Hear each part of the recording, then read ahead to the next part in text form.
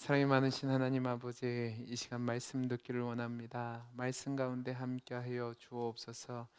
귀한 찬양대가 주와 함께 살기를 소망하며 하나님 앞에 찬양을 올렸사오니 이 찬양의 가사가 우리 모든 성도들의 가사가 되게 해 주옵소서. 지금도 하나님 전에 나오고 싶지만 병상에서 투병하며 또 애를 쓰는 성도들이 있습니다. 주님, 피 묻은 손으로 어루만져 주시고 고치시고 회복하는 은혜를 허락하여 주옵소서. 이 시간 하나님이 예비하신 놀라운 은혜를 소망하며 사랑 많으신 예수님 이름으로 기도하옵나이다. 아멘. 다시 한번 옆에 있는 분과 인사하겠습니다. 말씀의 은혜 많이 받으세요. 말씀의 은혜 많이 받으세요. 우리가 사무엘 하를 강해하는 중에 지난주에는 오베데돔의 집에 언약궤가 3개월 있는 동안 하나님이 그의 집에 복을 주셔서 모든 사람들이 그 복을 알게 됐다는 것을 우리가 확인했습니다. 그러면서 신앙생활을 오래 하고 또 적게 하고의 그 차이가 아니라 우리가 내 마음에 주를 모시고 나의 삶의 가장 우선순위를 주님께 드리는 그 주님을 존중을 하면 하나님께서 그 자를 존중하시고 은혜를 주신다는 것을 나눴는데, 이 내용 중에서 우리가 이제 오늘 어떤 내용을 살펴볼 거냐면, 그러면 하나님을 존중하는 자에게 주시는 그 하나님의 은혜의 특징이 뭐냐, 그리고 그것을 통해서 어떤 결과가 나타나느냐에 대해서 함께 살펴보려고 합니다. 여러분, 오늘 말씀 12절을 우리 같이 한번 읽어보죠. 12절 말씀 같이 읽어보겠습니다. 시작. 어떤 어떤 사람이 사람이 다윗 다윗 왕에게 왕에게 아뢰어 이르되 이르되 여호와께서 하나님에게로 말미암아 오베데돔의 집과 그의 모든 소유에 복을 주셨다 한지라. 다윗이 가서 하나님의 궤를 기쁨으로 메고 오베데돔의 집에서 다윗성으로 올라갈세. 여러분, 이 말씀을 보면 그냥 쉽게 넘어갈 수 있는 내용인 것처럼 보이지만 아주 중요한 내용이 있는데, 그게 뭐냐면 하나님이 은혜를 주실 때 그것이 어떤 특징이 있느냐가 담겨져 있습니다. 오늘 말씀을 보면 하나님이 자신을 존중하는 자에게 은혜를 주실 때 네 가지 특징이 있다는 것을 확인할 수 있는데, 첫 번째는 뭐냐면 하나님은 자기를 존중하는 자에게 은혜를 주실 때 그 은혜가 실제적이고 분명하게 드러난다는 사실입니다. 여러분, 이 부분을 이제 우리가 좀 더 생각해 봐야 되는데, 여러분, 우리는 기복 신앙을 추구하는 것을 지향합니다. 하지만 하나님이 주시는 복에 대해서는 우리가 그것을 사모해야 합니다. 그런데 기복 신앙이 뭐고 하나님이 주시는 복이 뭐냐, 그 차이가 무엇이냐 할 때, 기복 신앙은 이 세상에서 누리는 복을 얻기 위해서 치성이면 감천이다라는 생각으로 내 열심을 가지고 하나님을 조종해서 내가 복을 누리려고 합니다. 여러분, 이것은 우리가 단호하게 거부해야 될 겁니다. 하지만 성경을 보면 분명히 성경은 하나님의 말씀에 순종하고 하나님을 존중하여 하나님 뜻대로 사는 자에게 복을 주신다는 내용이 있다는 말입니다. 그래서 이것에 대해서 금기하거나 또는 무시해서는 안 된다는 겁니다. 여러분, 신명기 28장을 보면 모세가 이스라엘 백성들에게 선포한 하나님의 말씀 중에 복과 저주에 대한 내용이 담겨져 있습니다. 하나님께서 이스라엘 백성에게 복을 주실 수도 있고 저주를 주실 수도 있는데, 그 차이가 뭐냐? 바로 하나님의 말씀을 어떻게 대하느냐의 차이입니다. 신명기 28장 1절 2절을 읽어보면 이렇게 되어 있습니다. 내가 내 하나님 여호와의 말씀을 어떻게 해요? 삼가 듣고, 그 다음에 내가 오늘 내게 명령하는 그 모든 명령을 뭐요? 지켜 행하면 내 하나님 여호와께서 너를 세계 모든 민족 위에 뛰어나게 하실 것이라. 2절 같이 읽어보죠. 시작. 내가 내 내가 내 하나님 여호와의 하나님 말씀을 여호와의 뭐요? 말씀을 청종하면 청종하면 이 모든 모든 복이 복이 내게 임하며 내게 이르니 이르니. 그 뒤는 뭐냐? 네가 성읍에서도 복을 받고 들에서도 복을 받고 나가서도 복을 받고 들어와도 복을 받을 것이다. 그런 얘기가 있습니다. 여러분, 분명히 하나님은 모세를 통해서 너희가 하나님의 말씀을 듣고 청종하여 잘 지키면 하나님이 주시는 복을 누리게 될 거라고 얘기했는데, 그 복에 물질적인 것이 포함되어 있습니다. 그리고 이것은 단지 이스라엘 백성들에게만 주시는 것이 아니라 지금도 동일하게 우리에게 주시는 말씀이라고 믿습니다. 왜냐? 하나님이 인간을 다스리는 방식은 모든 세대에 동일할 뿐만 아니라 하나님의 말씀은 어제나 오늘이나 영원토록 변함없는 진리이기 때문에 그렇습니다. 여러분, 편협하게 생각하셔서 성경은 부에 대해서 배타적이고 또 부에 대해서 안 좋게 여긴다라고 착각하시는 분들이 있는데 아닙니다. 성경 어느 구절도 영적인 부가 물질적인 부를 배제하지 않습니다. 우리가 지난주에 살펴본 것처럼 오베데돔의 집에 임한 복도 뭐냐면 그가 8명의 아들을 낳는 축복일 뿐만 아니라 그의 소유에 하나님이 복 주셨다라는 게 나타나고 있단 말입니다. 이마만큼 하나님이 믿음의 사람들에게 주시는 복은 실제적이고 명확해서 세상에 드러나게 되어 있습니다. 시편 84편 11절에 이렇게 되어 있어요. 여호와 하나님은 해요 방패시라. 여호와께서 뭐를 주신다고요? 은혜와 영화를 주신다고 되어 있습니다. 그리고 정직하게 행하는 자에게는 좋은 것을 아끼지 않는다라고 되어 있단 말입니다. 저는 이 하나님의 말씀이 지금도 우리에게 동일하게 일어날 줄로 믿습니다. 제가 아는 장로님이 한 분 계십니다. 그분은 시골에서 장로로 섬기고 있는데 자신의 땅을 내어서 교회를 세우도록 하신 분입니다. 그리고 평생을 교회를 위해서 헌신하셨어요. 그런데 그 아들이 그 신앙을 이어받아서 그 교회를 잘 섬기는 겁니다. 근데 이분이 아들이 많이 공부를 못했어요. 좋은 데를 나오지 못했단 말입니다. 근데 저랑 통화하는 가운데 연락이 왔는데 뭐라고 연락하냐면, 목사님, 하나님이 은혜를 주셨어요. 왜요? 그랬더니 아들이 우리나라에 손꼽히는 5대 기업 안에 채용이 된 겁니다. 있을 수 없는 일이 일어났대요. 그러면서 뭐라고 얘기하냐면 아내도 승진을 했대요. 저는 이 얘기를 오해하시면 안 됩니다. 예수를 잘 믿고 하나님 말씀 잘 들으면 다 이렇게 된다라는 걸 말하는 게 아니에요. 아싸, 오늘부터 이제 이 복을 받아야 되겠다. 그래서 오늘부터 잘해야지. 그래서 그것이 내 신앙의 증명인 것처럼 해야지. 그 얘기를 하는 게 아니라 우리가 하나님을 존중하고 살아가면 하나님이 우리에게 은혜를 주시는데 좋은 것을 아끼지 않고 주신다는 겁니다. 여러분, 그 복이 물질의 복일 수도 있어요. 그런데 건강의 복일 수도 있고 또 형통의 복일 수도 있고 영적인 복일 수도 있는 겁니다. 저는 저와 여러분이 하나님을 잘 섬김으로 말미암아 하나님이 주신 은혜가 실제적이고 명시적으로 나타날 수 있게 되기를 간절히 소원합니다.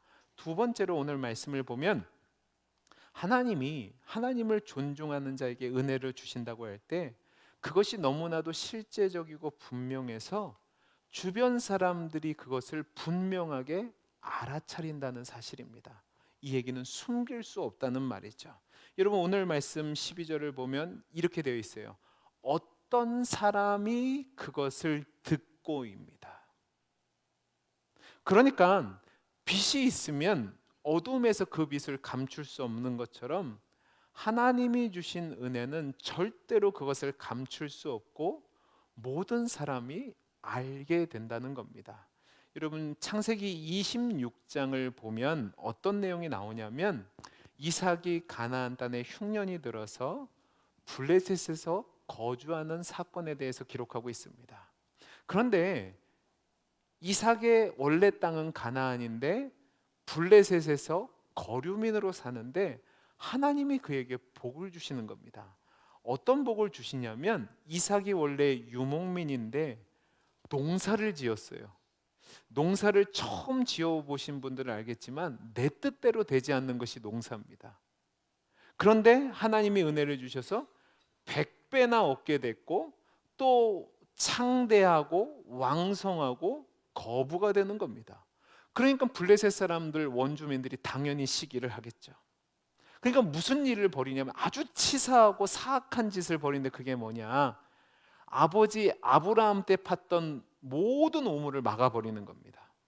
여러분 지금도 그렇지만 광야에서 우물을 파서 우물이 나오면 그것은 우물을 판 사람의 소유입니다. 그런데 그 우물을 막았다는 것은 월권이 되는 겁니다. 그리고 그 우물을 막는다는 것은 그 사람 보고 죽으라고 하는 겁니다. 지금도 이 물이 귀하기 때문에 내 것이 아닌 다른 사람의 우물을 먹으면 손을 잘라버려도 괜찮다고 합니다. 그 정도로 물이 귀한데 물을 막고 쫓아내버려요. 그러니까 이 이삭이 어떻게 하냐면 블레셋에서 그랄 골짜기로 가게 됩니다. 또 거기서 우물이 있었는데 어떤 우물이 있냐면 아버지 때 팠던 우물이 있는데 블레셋 사람들이 메꿔놓은 것이 있었습니다. 그곳에서 우물을 팠는데 다시 우물이 나오는 거예요. 여러분 이게 그냥 넘어갈 일이 아니라 잘 생각해 보세요. 우물을 힘들게 팠어요. 왜 우물을 다시 메꿨을까요? 물이 안 나오니까 우물을 메꿨을 거 아니에요. 근데 그 안 나오는 우물을 이삭이 팠는데 다시 물이 나와요. 그러면 그 우물은 누구 소유가 맞아요? 이삭 거란 말이에요. 근데 사람이 뺏어버려요. 시비를 건단 말입니다. 그러면 이삭이 싸워야 되는데 안 싸우고 또 다른 데 가서 우물을 파요. 그럼 또 우물이 나오는 거예요. 이게 인간적인 생각으로는 될 수 없는 일들이 일어나는 겁니다. 여러분 이런 일들이 계속되니까 블레셋 왕이었던 아비멜렉과 군대 장관이 그랄에서부터 이스라엘 남쪽에 있는 브엘세바까지 내려와서 이삭에게 언약을 맺자고 합니다. 이삭이 그들 보고 뭐라고 얘기하냐면 야 너희가 이전에는 나를 미워해서 그렇게 우물을 뺏고 쫓아냈더니 이제 와서 언약을 왜 맺자고 하냐 그랬더니 블레셋 왕이 뭐라고 한지 아십니까? 얼마나 치사하게 얘기하냐면 야 내가 언제 너희 해한 적이 있냐? 난 너를 범한 적이 한 번도 없다. 선한 일만 너게 행해줬으니까 너를 평안히 가게 했으니까 너 나랑 화평을 맺재요. 왠 줄 아세요? 너는 여호와께 복을 받았기 때문이라고 얘기합니다.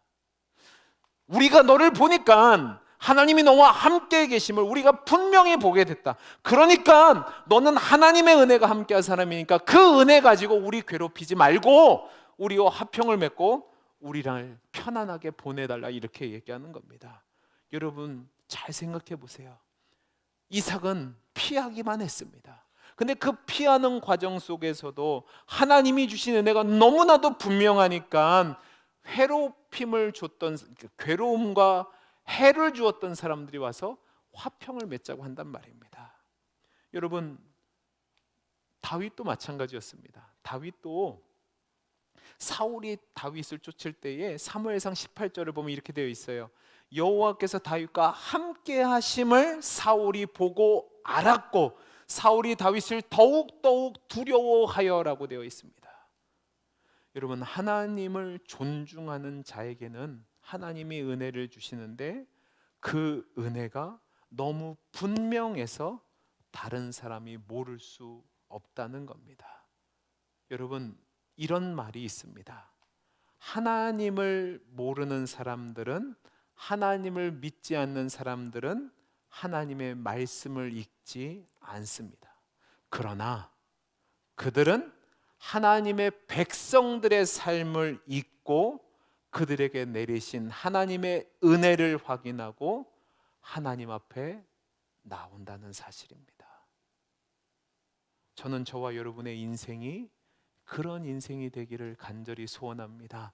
여러분 우리 표가 우리는 세상에서 그리스도의 향기며 복음이라고 되어 있습니다. 세상 사람들은 복음을 읽지 않고 복음을 들으려 하지 않고 복음을 알지도 않습니다. 그러나 여러분의 삶을 통해서 그리스도가 누군지 확인하게 되고 하나님이 주신 복이 무엇인지 확인하게 된다는 말입니다. 오베데돔의 집에 내린 축복을 다른 사람들이 봤을 때 그게 이것은 하나님이 주신 복이구나 확인했던 것처럼, 이삭이 받은 복을 블레셋 사람들이 이것은 하나님이 주신 복이구나 확인했던 것처럼, 다윗에게 주신 복을 사울이 그걸 보고 하나님이 주신 복이구나 확인했던 것처럼, 여러분이 하나님을 존중하며 살아갈 때 하나님이 여러분에게 은혜를 베풀어 주셔서 여러분이 하나님과 함께 살며 함께 주시는 복을 누리는 것을 증거할 수 있는 복된 삶이 될 수 있기를 간절히 소원합니다. 그 다음에 세 번째 특징인데 그게 뭐냐? 하나님이 존중하는 자에게 복을 주심으로 말미암아 뭐를 알게 하냐? 하나님이 기뻐하는 자에게는 하나님이 은혜 베푼다는 사실을 알게 한다는 겁니다. 자, 오늘 말씀 다시 한번 12절 말씀 보죠. 12절 말씀 같이 한번 읽어보겠습니다. 시작.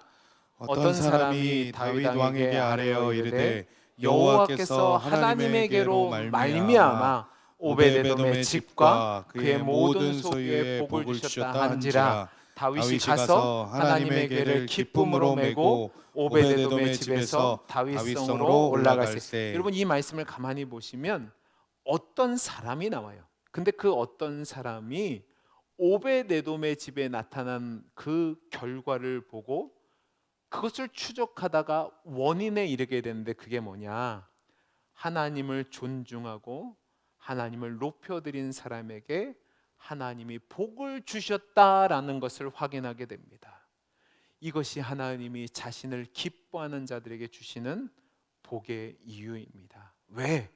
그것을 통해서 하나님을 알고 하나님을 섬기도록 하는 축복의 통로로 세우기 위해서 그렇습니다.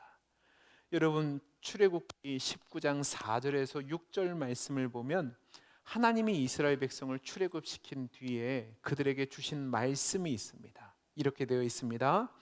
내가 애굽 사람에게 어떻게 행하였음과 내가 어떻게 독수리 날개로 너희를 업어 내게로 인도하였음을 너희가 보았느니라.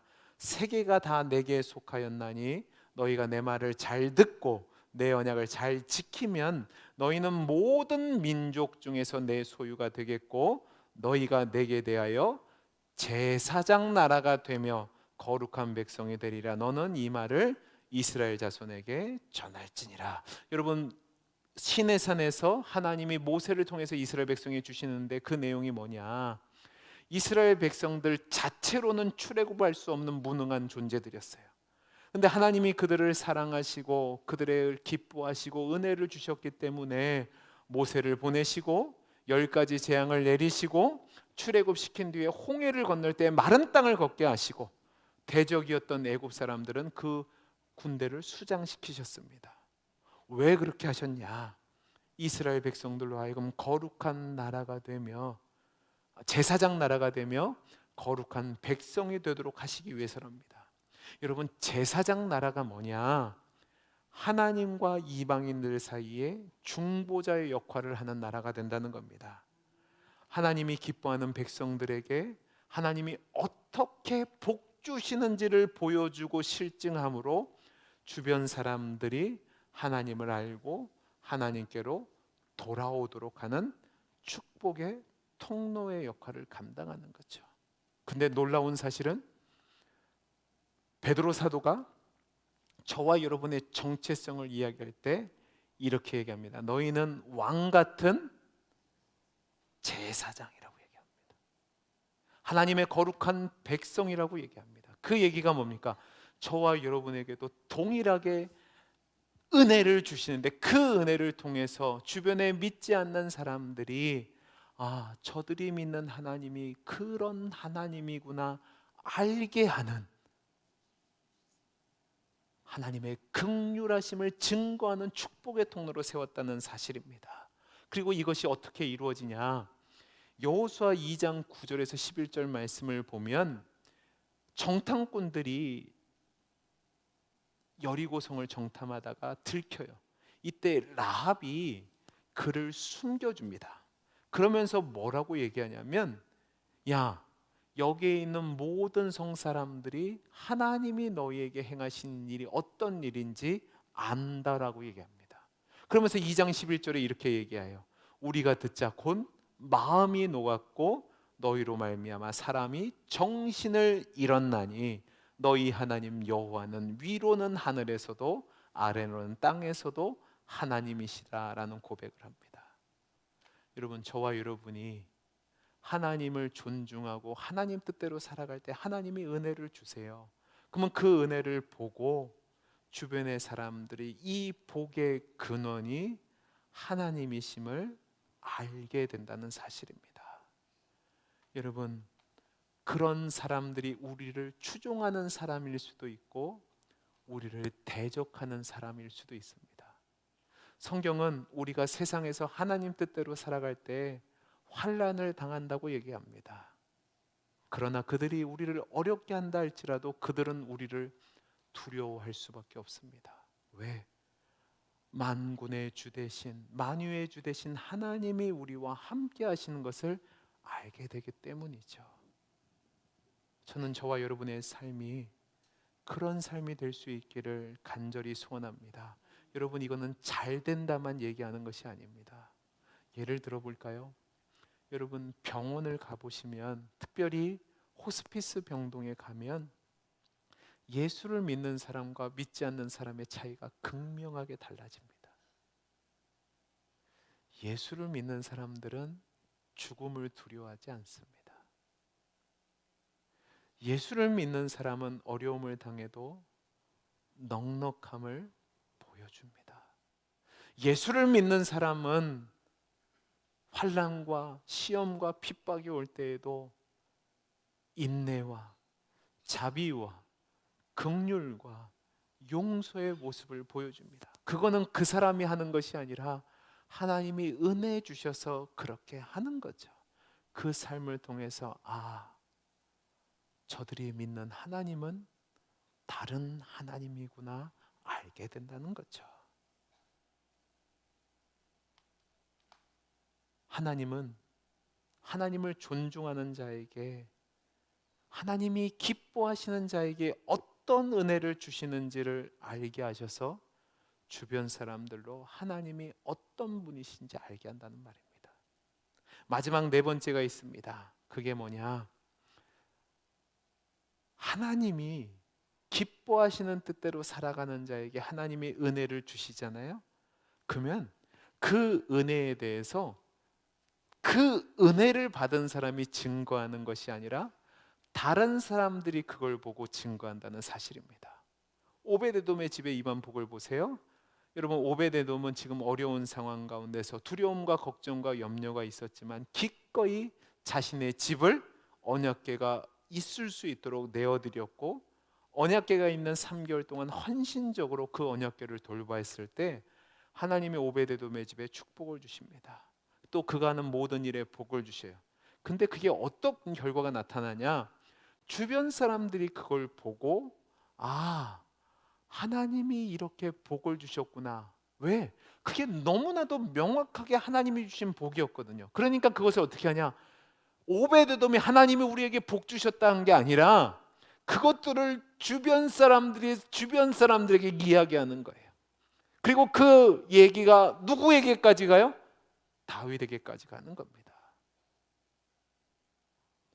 사랑하는 성도 여러분, 그러면 이제 우리 삶을 점검해 볼 필요가 있습니다. 여러분의 삶의 모습은 주변의 이웃들에게 어떤 인상을 끼치고 있습니까? 정말로 저와 여러분의 삶이 하나님의 은혜와 복이 임한다는 증거가 되는 삶을 살고 계십니까? 여러분, 나는 그것을 모를 수 있지만 나도 모르는 사이에 우리가 하나님 앞에 하나님을 존중하고 하나님 뜻대로 살아가면 하나님이 우리를 기뻐하시는 그 은혜와 증거가 나타나게 됩니다. 그러면 주변 사람들이 그것을 보고 저 사람은 다른 사람이다. 하나님이 저 사람에게 은혜를 주신다라는 증거가 되는 거죠. 저는 저와 여러분의 삶이 우리의 최선을 다해 하나님을 가장 우선순위에 두고 하나님을 붙잡고 존중하며 살아감으로 말미암아 하나님이 우리에게 은혜를 주시고, 그것을 주변 사람들이 확인하고 하나님이 어떤 분이신지 알게 되고, 또 하나님이 은혜를 주셔서 저 사람은 저렇게 됐다라는 증거가 나타날 수 있기를 간절히 소원합니다. 여러분, 이건 세상적인 성공과 명예와 부의 자랑을 이야기하는 게 아닙니다. 제가 앞에서도 말씀드렸지만 삶을 살아가는 태도에서 나타납니다. 삶 가운데 아량이 있고 여유가 있고 다름이 있고 관용이 있고 용서가 있는 거죠. 근데 여러분, 이러한 축복의 결과가 어떤 영향을 미치냐, 이제 오늘 그걸 얘기할 겁니다. 그게 뭐냐? 다윗으로 하여금 돌이키게 만듭니다. 3개월 전에는 하나님이 웃사를 친 거를 보고 하나님이 징계하셨다는 사실에 두려워하고 화를 내며 언약궤가 오는 것을 멈췄던 다윗이 3개월 동안 오베데돔의 집에 하나님이 복 주신 것을 듣고 확인한 뒤에는 이제 기쁨으로 나가서 하나님의 언약궤를 받아들이려고 합니다. 그런데 단지 그 언약궤를 가져오려고만 하는 것이 아니라 이전에 잘못했던 자신의 행실을 돌이키고 하나님 뜻대로, 하나님의 원하시는 방법대로 그 일을 진행한다는 말입니다. 다윗은 오베데돔의 집에 하나님이 복 주셨다는 얘기를 듣고 그의 영혼이 소송되며 그가 부족함으로 놓쳤던 하나님의 임재의 복이 무엇인지 확신하게 되니까 이제 놀라운 변화의 역사가 나타나는데, 그 변화가 어떻게 나타나냐? 분명히 이전에는 그가 하나님의 언약궤를 모신다는 기쁨과 열정으로 모든 것을 통치려고 했습니다. 그러니까 자신이 편한 방법으로 언약궤를 모셔왔는데, 역대상 15장 2절 3절 그리고 11절에서 15절 말씀을 보면 다윗이 이번에는 다르게 행합니다. 자, 보세요. 오늘 우리가 읽은 말씀에는 언약궤를 메고라고만 되어 있습니다. 그런데 역대상 15장을 보면 이렇게 되어 있습니다. 다윗이 이르되 레위 사람 외에는 하나님의 궤를 맬 수 없나니 이는 여호와께서 그들을 택하사 여호와의 궤를 메고 영원히 그를 섬기게 하셨습니다 하고, 다윗이 이스라엘 온 무리를 예루살렘으로 모으고 여호와의 궤를 그 마련한 곳으로 메어 올리고자 하죠. 11절 보면 다윗이 제사장 사독과 아비아다를 부르고 또 레위 사람 우리엘과 아사야와 요엘과 스마야와 엘리야와 암미나담을 불러 그들로 하여금 여호와의 궤를 메게 합니다. 그래서 15절 말씀이 이렇게 되어 있어요. 모세가 여호와의 말씀을 따라 명령한 대로 레위 자손이 채의 하나님의 궤를 꿰어 어깨에 매니라. 여러분, 다윗이 자기의 실수를 깨닫는 겁니다. 그리고 하나님을 두려워하고 하나님을 향해 분노했던 다윗이 돌이켜서 이 일은 내 열심으로 내 열정으로만 되는 것이 아니라 하나님 뜻대로 해야 되는구나를 깨닫게 되는 거죠. 그리고 하나님을 존중하고 하나님 뜻대로 하면 하나님이 은혜 베푼다는 것을 아니까 이제 자신의 마음대로가 아니라 하나님이 원하시는 뜻대로 돌이키며 순종하는 결과를 나타났던 겁니다. 여러분, 다윗의 이 변화는 오베데돔을 통해서 주신 그 은혜가 명확히 드러났을 때 다윗이 그것을 보고 자신의 삶을 돌이켜서 하나님 뜻대로 살기로 결단했기 때문에 나타나는 거죠. 저는 저와 여러분의 삶이 이런 삶이 될 수 있기를 간절히 소원합니다. 여러분, 우리가 대붕 전도주의를 합니다. 전도지 많이 만들었습니다. 많이 나눠 주셔야 됩니다. 근데 이 전도지와 함께 전해야 될 복음의 내용이 뭐냐? 여러분의 삶의 모습입니다.